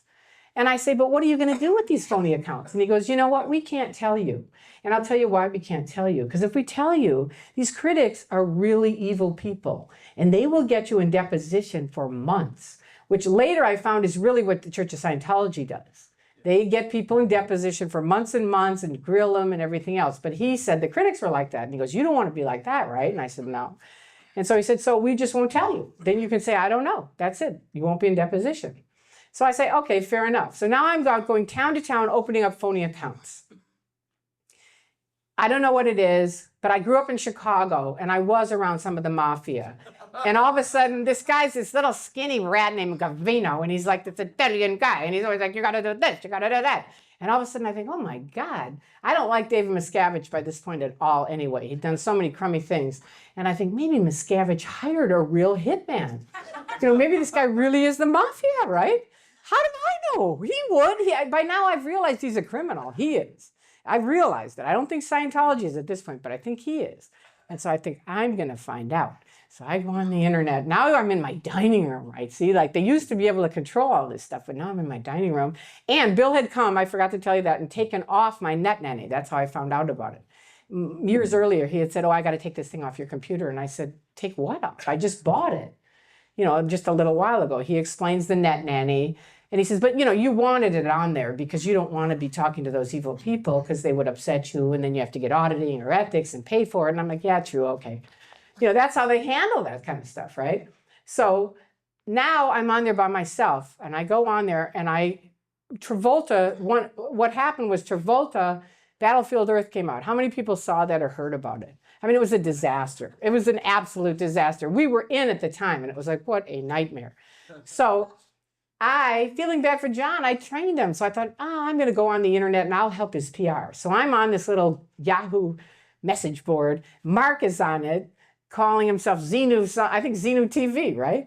And Xenu is a big confidential word. And I'm OT7. And it's like, you have to make sure that word isn't heard or you're going to be in trouble. So I'm like trying to call him the fat TV guy and everything else and trying to put him down and be mean to him. I was really nasty. Anyway, it wasn't working. These guys were like the cowboys. That's what they reminded me of, cowboys in the old days. Man, these guys could talk, they could think, they could ask questions, they could do everything I couldn't do, right? And I missed that. And so I'm like, but I'm part of Scientology, so I call up Warner Brothers and I say, you know what, I'm a mom, I'm a fan, and I'm really upset because you've got all this religious junk on your message board, and I think you should take it down. And so the guy says, okay, and I'm in sales, so I know how to get through to the right person. So I got through to this guy, right? And I say that, and I say, and I want you to report it. And he goes, okay. So the next day, this guy calls me. I'm from Time Warner, right, in New York. And we got your message, Tory Bazazian, and we were shutting down the Yahoo group. And I'm like, man, that's pretty cool. So I call up folks, say, hey, guess what? I got the thing shut down all by myself. So now it's shut down, and I sort of start missing these critics. I miss talking to them. I mean, they're like real people. By the time you get up here, they're like these robots. It was like the Twilight Zone for me. People would come up and say, hi, Tory, we just got back from Flag. We want to find out when you're going back again. And again, I'm like Homer Simpson going, not ever, right? But I'm not saying anything. But it's like they were almost like in black and white, and I'm in color. It was really weird. It was a very strange phenomenon, right? It's like the Stepford Wives or something like that when the color comes in, and I'm like, oh, this is weird. So now I miss these critics. I miss talking to them. So then I think, well, maybe I could shut down ARS, which is this big, huge news group internationally, right? So I go on it. My name is Magoo. My dad's name was nicknamed Magoo. So I go on kind of as my dad, right? I'm Magoo, right? And I'm like, whack, whack, whack, whack, whack. I'm fighting the critics, right? And these are people all around the world. And they're like, you know what? You're a moron. Why do they call me a moron? I don't get it. It's like I've been with all these people who think I'm great. I'm at the top of this. I'm OT7, class 4, OSA, internet, OSA PR, everything else. I've had all this, like, I'm a great person, right? And now I'm around these people who are like, you're just a moron. You're an idiot. And they're like writing all this to me. So I'm like fighting them back. I was on AOL at the time. And AOL, if you open it up, or at least the way, 5 more minutes. Okay, skip it. I'm not going to tell you. Anyway, basically, My friend in Norway, Andreas, writes me and says, what happened was I didn't know, I only knew how to copy paste. That's how Bill Yachty had taught me. So I was copy pasting things, and I would think how the internet works for anybody who isn't on it. You say something, then there's some arrows, someone else says something, right? So basically, I think, who needs all these arrows, right? So I'd erase all the arrows. And so Andreas in Norway writes me, who I think is the devil, and says, Magoo, nobody can understand you. You're not formatting this right. Here's what you need to do, X, Y, and Z. And I'm like floored. I mean, this is the devil. And he's writing me, helping me? And at the end of every single thing he sends is his full name, his full address, and his phone number. And at the time, by the time we're at the top in the secret mafia, we're using phony names on the phone. I can't even say Bill. His name was Jack. You know, we've got phony addresses, phony everything, right? And so I'm like, I just sit there stunned, and I write him back. And I mean, I was terrified. And I hit this blue link, and I go, why do you have up these horrible things about my religion? Send. You know, I'm writing to an SP. It's really heavy for me. And he writes back, and he says, Dear Magoo, I believe in truth. I believe in looking at both sides. And I believe in having the courage to say what I think. I don't think Scientology is bad. I just think it's misinformed. And I sat in my dining room, and I cried for 2 hours. I couldn't stop crying because I thought that is who I was when I got in at 22. That's what I believed in. And now I'm at the top of this pyramid, and I can't think, I can't read, I can't talk. I've given them over $200,000 of all my inheritance. I'm nothing, right? And, you know, I'm not a critical thinker. It's bullshit. Right? And I mean, it really like half the Truman Show cracks, right? But not all the way. And now I'm terrified. And I write Andreas and I say, I have no one to talk to. I can't walk into the church. All my friends are Scientologists. If I leave, I'm going to lose every person I know. And my husband of 27 years, I don't know if my soul can take it. And I send it to him. And I say, and I'm begging you not to tell anybody who I am, because OSA's only 10 minutes away from me. They're here in Hollywood, right? And he says, he sends me back and he says, Dear Magoo, I'm crying reading your email. I'm really sorry you're having to go through this, but I have to ask you this question. What kind of friends could those be if they're going to leave you because you change your mind?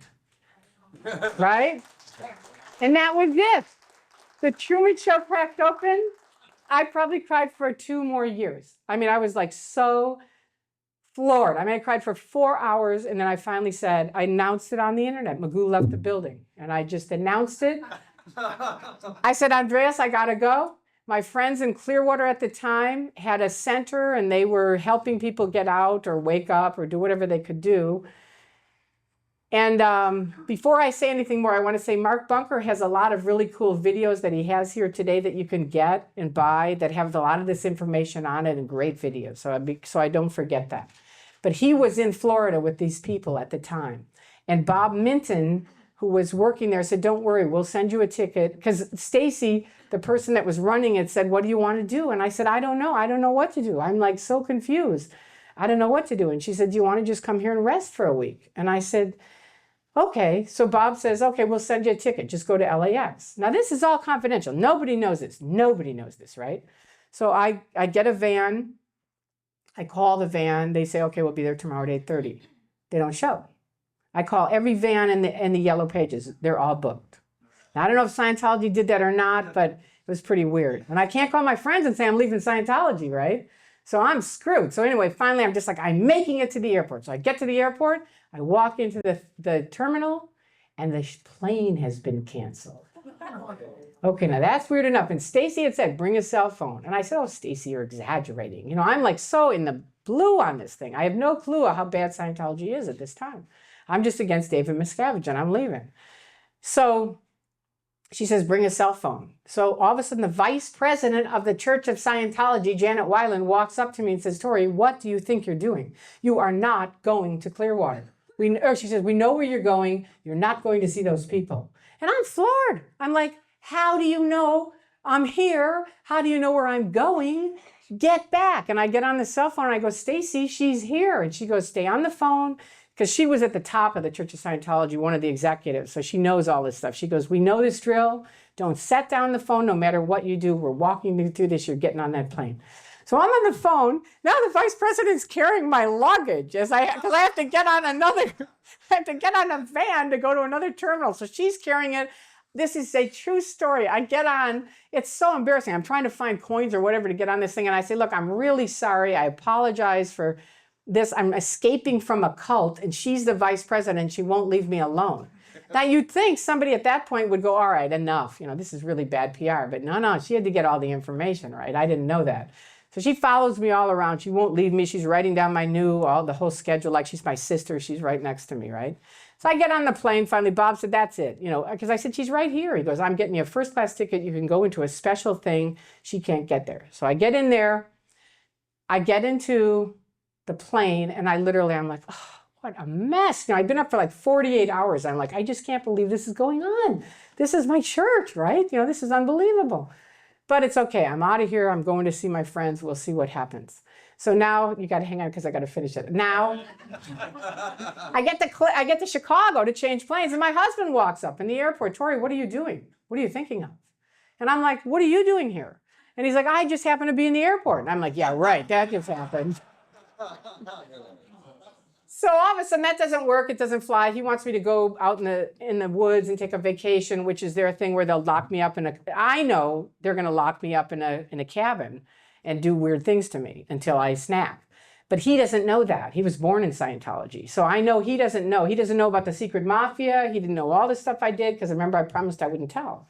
So I'm like, this is horrible. So I said, just get away from me. I'm going to see these people and then we'll talk when I get back. Okay, so that happens. Then Office of Special Affairs shows up with a stack of papers you have to read, Tory, while you're on the plane, right? I'm like, I thought you just showed up here. Now OSA's here, right? So I get on the plane. I think, okay, I know the drill with Clearwater. They only go until midnight, so I'm fine. The plane arrives at 1:45. Wrong. There's like 8,000 people. Not really, but there's like 25 people there. My best friend jumping up and down. Tory, you got to talk to me. So it's the Scientologists, the Office of Special Affairs, the police, and Stacy, Jesse, and Bob Minton are there. They're my new friends that are the big bad SPs. And the cops say, we can't decide. She has to decide. She has to make up her mind. Because they had called the police and said, she's leaving a cult. They may try to snag her. Come help her. So I talked to my friend for two minutes. She says, I'm best friends with David Miscavige. I can get anything to him tonight. And I said, you know what? I picked them. And that was it. I could go on and on and on, but they ended up, I was out. I wasn't going to speak out. I had told Stacy, I'm not going to talk. I'm not going to do videos. I'm not going to do anything. But with the amount of fair game they have done with me, I am speaking out. I know 5 children who have killed themselves. Each of them either wanted out of Scientology or they had one parent in, one parent out, and their thing of disconnection, where if you leave Scientology and you speak out, everyone disconnects from you. And I think the last child that did it was my son's best friend, and I promised him, I said, you're not going to die for nothing. And I was in Scientology at the time, but I think about him all the time, and I think, I speak out for the young kids because I want them to know, if you want to get into it, you can get into it, but you should know what you're getting into. Study both sides. Read their side, read the other side, and then make up your own mind. But at least then you're educated. Come to the Skeptic Society, right? Meet you people. You know what I mean? Yeah. So there you go.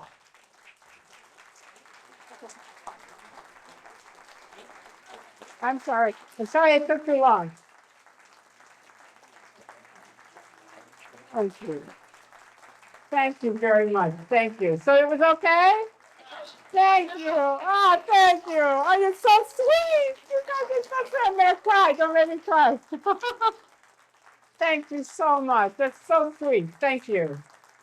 Thank you so much. Thank you. I'm so proud of all you guys. It's like you saved me. You did. The critics truly gave me a new life, and thank you.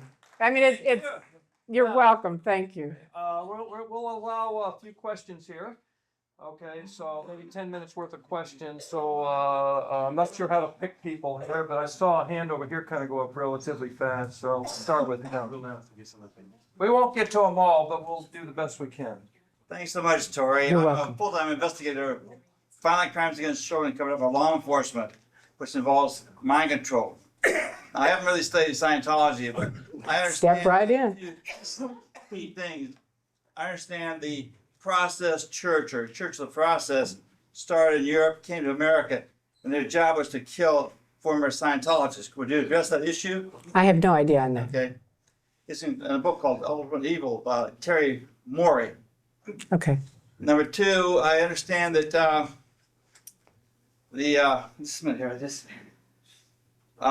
they sued CAN, the Cult Awareness. I was part of that. Part of the lawsuit. I was one of the people that they tricked into signing the thing so that CAN was the Cult Awareness Network, who were like people exposing what was going on in mind control groups. Scientology bankrupted them and took them. So now they announced they are CAN. So when you call the Cult Awareness Network, it's really the Church of Scientology. How bad is that? And I was part of that. And Scientology confiscated all of CAN's records, which were exposing the cults. Right. As far as I know, I wasn't in on all the details. I just signed my name to it. Right. And so how do they get these judges to make these awards, which are so contrary to logic? Thank you. I wish I could speak for the judges, but I cannot. One thing they do, remember I talked about fair game. You can lie, cheat, steal, destroy someone utterly.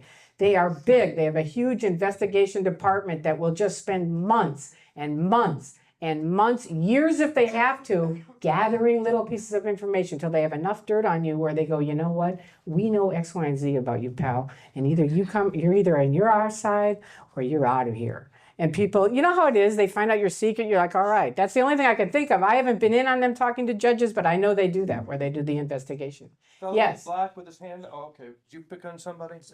You do it. Okay. In the back there against the post. I'm sorry I came in late. I got caught in the traffic jam because Oh. of the marathon.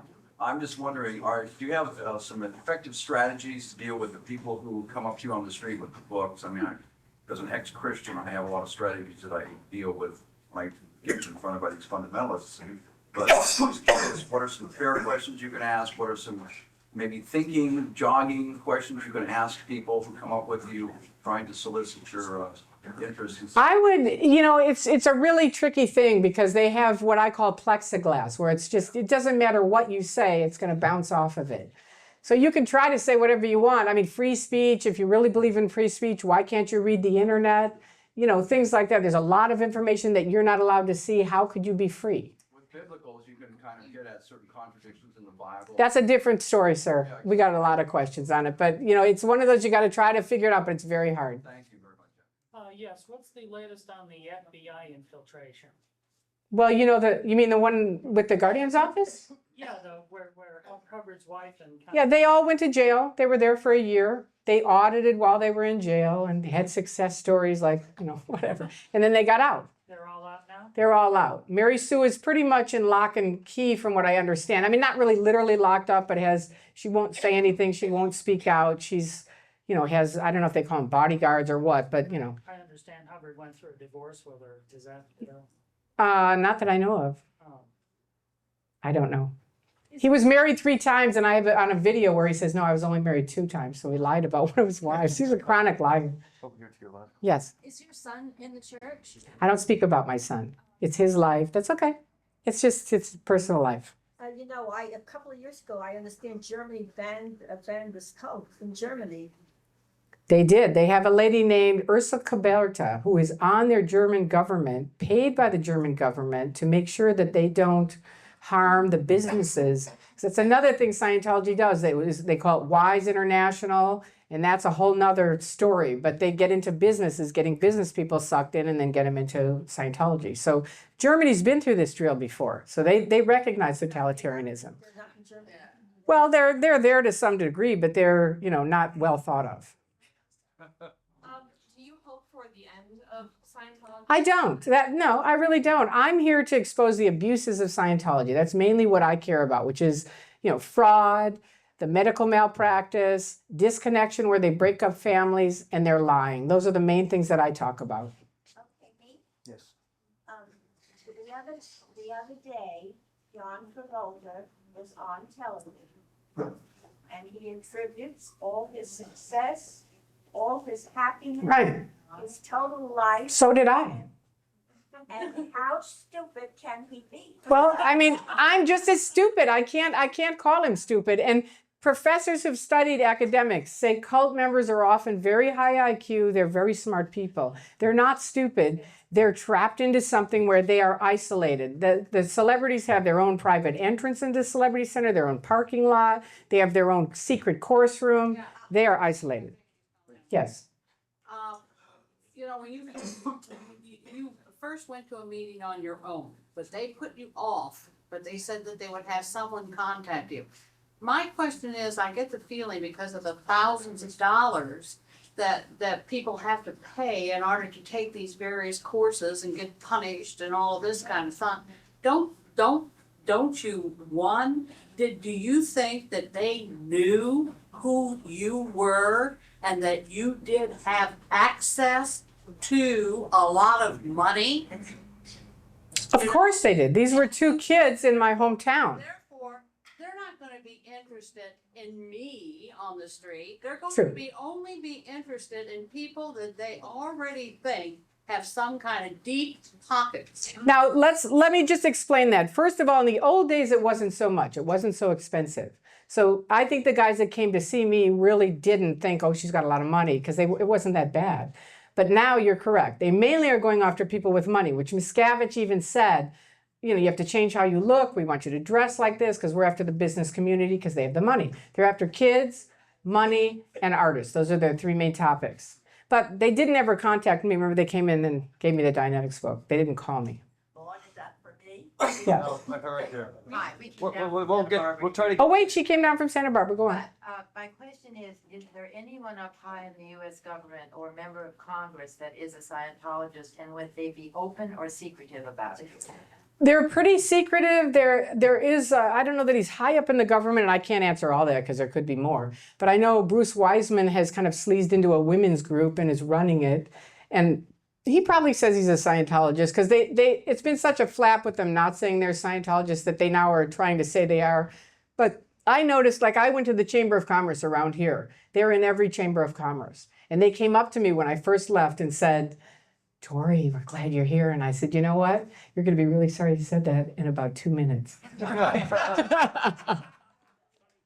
Yes. Yeah. This is not a question, it's a comment. You're aware, I'm sure, that the principles of brainwashing you described Yeah. are being used right now on the American public by Karl Rove and Dick Cheney. I am. Hear, hear.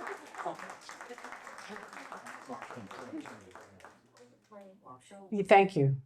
Yes.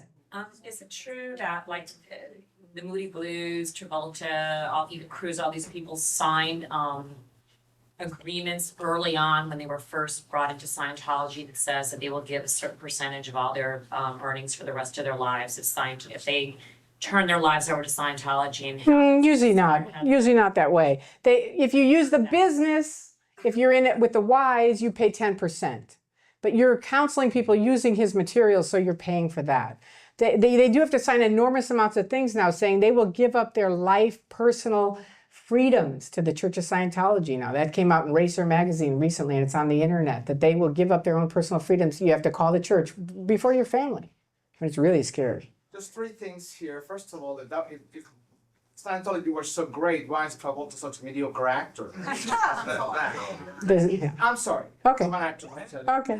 Two, it's just really amazing how similar some of the philosophical foundations of Scientology, which I wish you would explain more what it's supposed to do for the individual, are so similar to the Back to the Land movement in Germany prior to Nazi Germany. It's very similar, and I'm sorry I didn't get to that. They are. Similar. That's right. How they work in business, That's right. while pretending to be something else, being for the common people. Right. I mean, That's why I say they sell freedom, they're really enslaving you. They sell, that you can, free speech, but they cut off your free speech. they can do for you though. They say they can erase your reactive mind so you don't have any more problems, so that you've got a perfect memory. They find whatever it is you have a problem with, because all of us have different problems. And their thing, they call it your ruin. And they find your ruin and they say, there's a chance Scientology can help you. And they start you in on the thing. Hi, I'm a Scientologist. I've been a Scientologist. Where are you? What's that? Oh, there. Okay, I didn't know where you were. I've been a Scientologist for over 20 years. Right. And Scientology has done an amazing amount of things for me. Right. I'm much more me. I'm much more able I didn't have a lot of money, making much more money right now because I'm more productive and, you know, my children are doing well. There's things in Scientology that really are for people. There's knocking on, which is getting people off drugs. These are good things. There's the study method, which you mentioned. It works. I'm not saying there are not. I said there are things that are good. I said Scientologists are good. I said that the people running it are doing some really creepy things. And if you and I sat down and you would listen, you would kind of go, there's a point where you just can't keep doing it. And when you hit that point, many of us have spent hours with executives trying to get them to change, and they won't. And that's the point when you go, you know what, I'm done. I'm way off the bridge, and I think what you're saying is your opinion, which is totally fine. That's what I said it was going to be my opinion. For you and also for me. So Right. maybe like to see. You're welcome, and good luck to you. And I highly recommend you read both sides. Yes, Hi. Are you aware of the Beverly Hills Playhouse acting school? I am. Yeah. So you know Milton Gonzalez, right? Yeah. they have a lot of Scientology acting teachers. Right. Do you believe it's a use for recruitment? Well, any Scientology anywhere, Scientologists, just as this lady, believe it's the greatest thing. It helped her. So there, and Hubbard was like, we have to clear the planet. That's his thing. That's the goal of Scientology, is to clear the planet. Of what? To clear it of their reactive minds. So you mean get everybody in Scientology. So to that degree, they're always going to be sifting and looking and trying to get people in. But it's not only that. They're acting teachers. Yeah, I'm a proud member of this organization. I think they do a lot of good things. But if I found out that the leadership of this organization was intimidating people, breaking up families, and doing all the awful Right. things you say they do, I'd tell them to go F themselves. Thank you. You keep speaking about the other side, and you said you don't wish an end to Scientology, but and reading both sides. But I'm just really curious, what is the other side? There's Okay, the other side is, said, and you laughed at it, and it's just ridiculous. okay, first of all, I don't wish the end of Scientology. I wish the end of the abusive things they do, okay? And let me finish. I listened to you and you asked me a question. Just focusing. What else do they do is what I'm trying to get at. Besides breaking up families, besides medical malpractice, besides lying to people, besides kicking people out of the country, besides tricking judges, you know, I could go on forever. Besides that, what? I like the communication course. I thought that was good. They have a few little tools that I think are good. As far as the organization, I wish an end to it. I think they are run by criminals. I hope it does get exposed and ends. I would like to know, how much do they get every year in dollars? Pardon me? How much money do they rake in every year, would you say? Less and less. They used to rake in millions. I mean, Hubbard, right before he died, was getting, I think, $1 million in cash a week. And it was a lot of money. But now they have, as you can look around, you can drive around their buildings and see they're undone. And you can go on the internet and see their statistics. They used to have hundreds. Now they have like 4 or 5 people completing things. It's dramatically less. But they do buy a lot of real estate. And from that, it looks like they have a lot of money. Yes? Yeah. First of all, you mentioned a couple of books, which I would like to highly recommend to the people here. Okay. One is A Piece of Blue Sky. Right, by John Atack. That's A Piece of Blue Sky by John Atack. Very good book. It's fascinating. And It it's is. Really, you'll get a lot more than she's told you today, because it's really. Well, there's only so much you can tell in a day. Another book called L. Ron Hubbard, Madman or Messiah. By- I'd like to ask you a question, and Yeah. maybe this woman to my left here as well. If 6 or 7 years ago, when you were still in the church, if I had handed you that book or wanted to ask you to read it, would you have read it, or would you? Absolutely not. My best friend woke up and left that book on the table. And my girlfriend called me and said, Tori, he left A Piece of Blue Sky on the table. And you know what I said? Get rid of it. And when I'm asking, would you read that book? You know, I'm not sure what book you're referring to.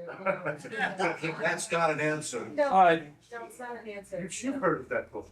See, here's the thing. With that book, it does have time, place, form, and event that you don't know about. That's the true factual information about Scientology. And that's what I mean about the other side. Everything I read to you? I always used to say that when I was in groups. Do you believe everything? But if you can't read a book about your own organization, there's something wrong. Yes, sir, in the black shirt. I don't Excuse me. If I had to pay somebody. Okay, excuse me. You can finish that outside if you want. Yes. If I had to pay someone to rule my life or to have my life, I'd tell them to go to hell. So would I. Everyone would. That's why I'm saying this conversation I'm having with you, I never had with my husband or any of my friends. Because you're not thinking that way. Two more questions from people that haven't raised their hand. Here's one right there. Yeah. I understand that L. Ron Hubbard claimed that he was seriously wounded in battle in World War II and miraculously healed himself. Right. And there is absolutely documentary proof that this never happened. Exactly. And yet the Church of Scientology continues to claim that this is true. Right. What's the question? Well, my question is, how in the world can anyone, including this person who claims to be in Scientology, if this is a lie and it can be blatantly proved to be a lie, how in the world can people continue to claim it's true and continue to propagate this? Isn't that an embarrassment? And Travolta or anyone not be aware? Because they haven't read it. She hasn't read it. Just like now, he said, "Why don't you read that book?" I guarantee you, she will not read that book. Travolta doesn't know that information. Gerry Armstrong, who was Hubbard's personal biographer, Hubbard said, "I want you to write about my life. Here's all the basically BS, right? But here's the information backing it up." He went down in the basement and it was the complete opposite. Gerry made copies of it, left, and they are still to this day. That was like 25 years ago. They're still suing him, still trying to nail him. You know, it's like they hate him because he was the beginning person saying Hubbard's a liar. Tory, Freedom Magazine, I think, are they still going? Is Freedom Magazine still going? Yeah.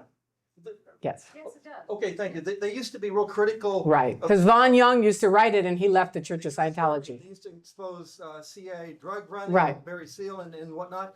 And then I think I heard in exchange for their tax exempt status that they went after groups like the Liberty Lobby and got them shut down, infiltrated, the IHR, and that's a long story. But I'm just wondering, they don't. They're not critical anymore. I know. Vaughn. They go along with the Bush administration. Right. On everything. Absolutely. They're Republicans. Vaughn. Boo. Sorry, Bush. Most Scientologists are Republicans. Not all, but most. Yeah.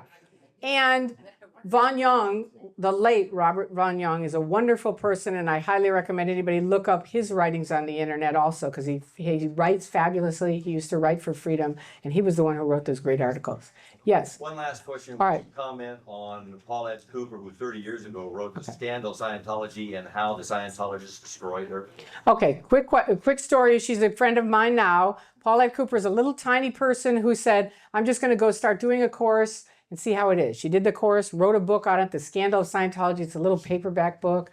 Scientology went after her with a vengeance, snuck into her house in a brief, copied papers with their fingerprints on them, sent them saying that this is, typed on it a bomb threat, said that this is from Paulette Cooper and here's her fingerprints. They were ready to put her in prison, and they broke into the federal government. The federal government found out, broke into the Guardian's office, and they all went to jail. And in that, they exposed, I think it was Snow White. Was it Snow White? Is that the one for Paulette? No. Operation Freakout. It's called Operation Freakout, and it's the whole plans to get her put in prison. So that's your delightful church down the street. Okay. Fun enough? I didn't do the buildings. Do you want? Is that okay? Okay. Thank you very much for letting me speak and being such a great audience. Don't forget to like, share, and subscribe. This is Xenu TV.